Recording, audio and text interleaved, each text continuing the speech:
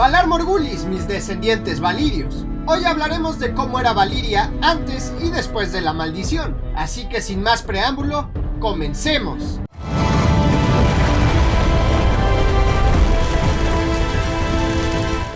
Al final de la larga noche, que sucedió hace como 8000 años antes de la conquista de Aegon, hubo un momento muy marcado en la historia de Mundo de Hielo y Fuego. En el inmenso continente de Essos se alzaba un nuevo imperio, una nueva potencia, al que conoceríamos como el feudo franco de Valiria. Pero antes de que se formara la potencia de Valiria, es importante saber que hubo otro imperio mucho más antiguo. Su origen era el antiguo Hys, y era una civilización sustentada en el esclavismo. El fundador de esta potencia era Grasdan el Grande, y fue él, según las historias antiguas, quien fundó las legiones, o sea, cuerpos de élite de un ejército, primeras en combatir con disciplina. El antiguo Hys, junto a su ejército, comenzó a colonizar su entorno, y después a someter a sus vecinos, y de esta forma nació el primer gran imperio, quien no tuvo rival durante siglos. Pero había una gran península enfrente de la Bahía de los Esclavos, cerca de donde se encontraba el antiguo Hys, y de ahí surgieron quienes pondrían fin al grandioso imperio Hiscarí. En esa península, a la que se le llamaría Valiria, había una gran cadena de volcanes, que conocemos como las 14 llamas. Ahí, los valirios llegaron como una civilización menor de pastores, encontraron dragones y comenzaron a aprender a domarlos y convertirlos en el arma de guerra más poderosa del mundo conocido. Se sabe que los valirios eran buenos en la construcción y se dice que trabajaban con fuego y magia. Eran politeístas y tenían su propia lengua, el Alto Valirio. Según relatos valirios, ellos descendían de los dragones y estaban emparentados con los mismos seres que ahora controlaban. El Septón Bard, en uno de los fragmentos de su libro Historia Natural, se examina varias leyendas de dónde y cómo surgieron los dragones y sobre cómo fueron controlados por los valirios. Según se dice, los dragones surgieron como hijos de las 14 llamas, mientras que otras civilizaciones como Khard sostienen que los dragones surgieron de una segunda luna en el cielo. Esta se agrietó y de ahí salieron 1.000.000 de dragones. En Asshai, por ejemplo, se nos dice que los dragones surgieron en la sombra, un lugar que donde de nada nos servirían nuestros conocimientos. Se cuenta en Asshai que había un pueblo tan antiguo que ni nombre tenía y que fue el primero en domar dragones dentro de la sombra, y después con el tiempo llevarlos a Valiria, a cuyos habitantes enseñaron sus artes antes de desaparecer. Todas estas historias podríamos considerarlas mitos o leyendas, pero de algo podemos estar seguros: los valirios fueron quienes han usado a los dragones para dominar y conquistar, y podríamos considerar que la historia de los valirios y el surgimiento de dragones de las 14 llamas sería como el origen más real. Y si es así, los dragones debieron haber estado en varias partes del mundo, y de hecho hay evidencias que apoyan esta teoría, ya que se han encontrado huesos tanto al sur en el continente de Sotorios como al norte en Ib. Y bueno, como dato extra, no todos los valirios montaban dragones. Solo los más nobles y poderosos del feudo franco eran capaces de domar estas criaturas, y llevaban el nombre de señores dragón. Algunos creen que por medio de magia los controlaban, pero nunca lo sabremos.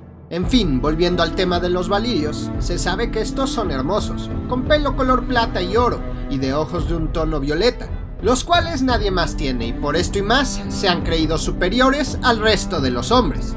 Los valirios carecían de reyes, ellos se hacían llamar feudo franco, ya que todos los poseedores de tierras tenían el derecho de hablar. A veces se nombraban arcontes para agilizar el mando, pero los mismos señores feudenses los elegían por tiempo limitado. Tenían algo así como un tipo de democracia.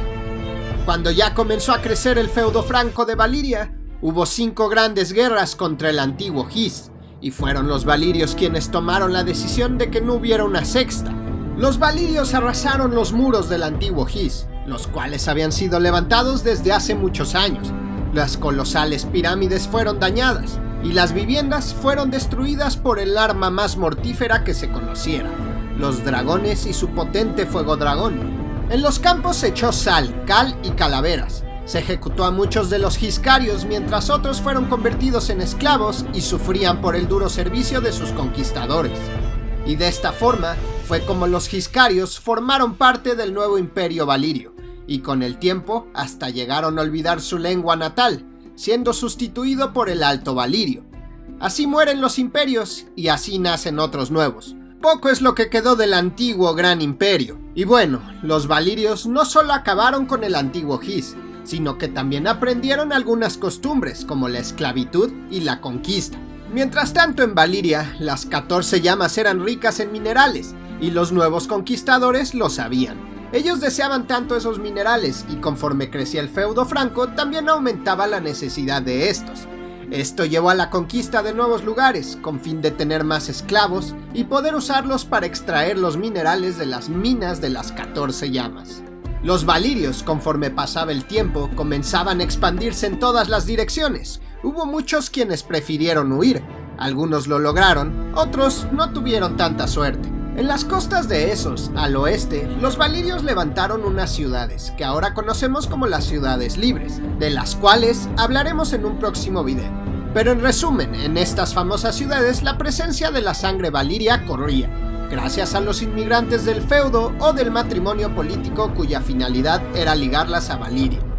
Hoy en día se desconoce gran parte de los pueblos sometidos por Valiria. La información de estos datos fueron destruidos y olvidados después de la maldición que sufrió esta gran potencia. En cuanto a los otros pueblos, pocos o ninguno documentaron su propia historia de algún modo que sobreviviese al dominio del feudo franco. Algunos lugares como el reino de Sarnor o pueblos de Roin son ejemplos de los que resistieron a la expansión de Valiria, al menos por un buen rato. Pero fueron contados estos casos, y aquellos que no podían hacerle frente al poderío valirio optaron por la huida. De hecho, se dice que los valirios adoptaron y aprendieron de la herrería de los Rhoynar, pero obviamente con el tiempo los superaron.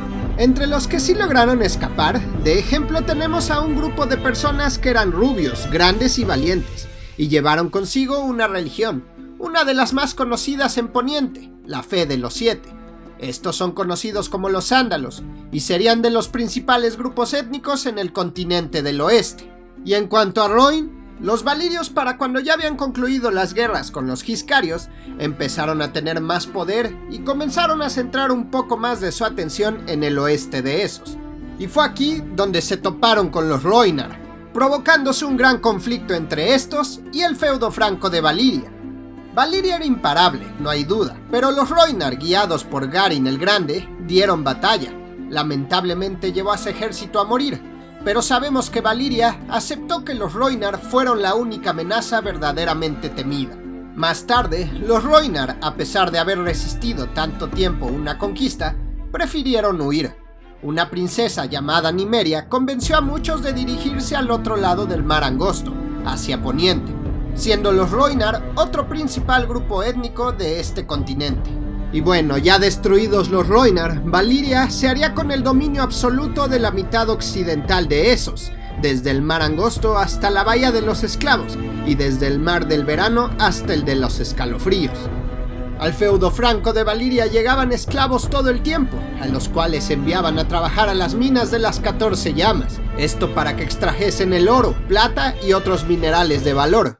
Y no solo estaban en esos, los valirios llegaron a expandirse hasta el continente del oeste, a Poniente, siendo su puesto de avanzada más occidental la isla conocida como Rocadragón. Todo esto como 200 años antes de la maldición de Valiria.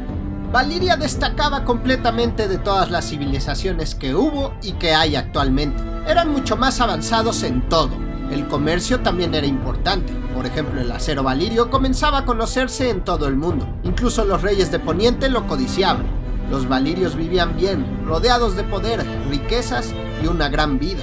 Pero un día todo eso quedaría en el olvido y solo quedarán ruinas como recuerdo de lo que alguna vez fue el imperio más grande del mundo conocido. A esto lo conocemos como la maldición de Valiria.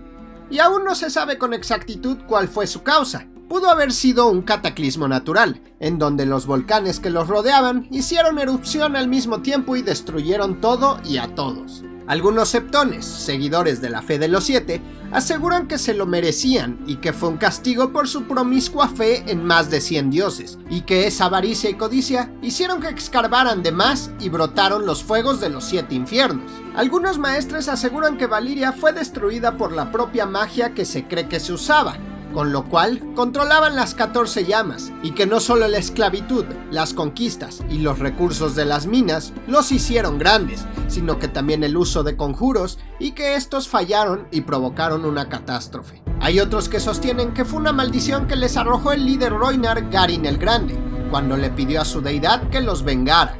Otros dicen que incluso los seguidores de R'hllor invocaron mediante ritos el fuego de su dios, y hay otros que le echan la culpa al mismo feudo franco de Valyria su propia destrucción. Lo que es seguro es que nunca se había visto una destrucción de esa categoría.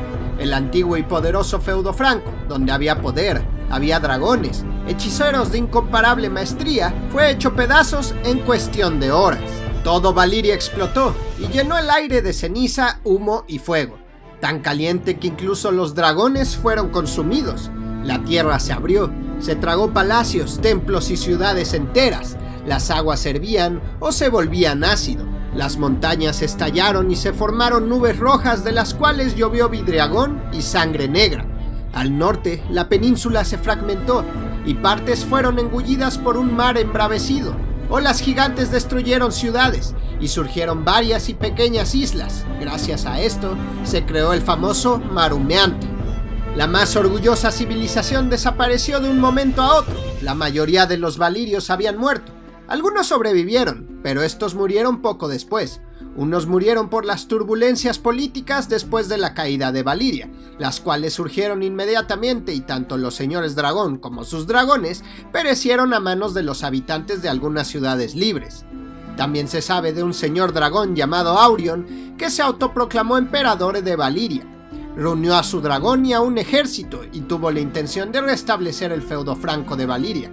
No se sabe más de él ni de sus seguidores. En la historia, muchos han intentado entrar a las ruinas de Valyria y no han regresado, por lo que Valyria comenzó a ser descrita como un lugar habitado por demonios y cosas peores. Se dice que la maldición aún continúa. Mucha de la historia, el arte, la cultura, secretos, familias y la tecnología de Valyria se perdieron tras la maldición, como por ejemplo el crear el acero valirio o los hechizos que se usaban para la construcción. Sin embargo, tras todo esto, algunos valirios sí lograron sobrevivir, como los Targaryen, los Celtigar y los Velaryon. Esto fue gracias a Daenerys Targaryen o Daenerys la Soñadora.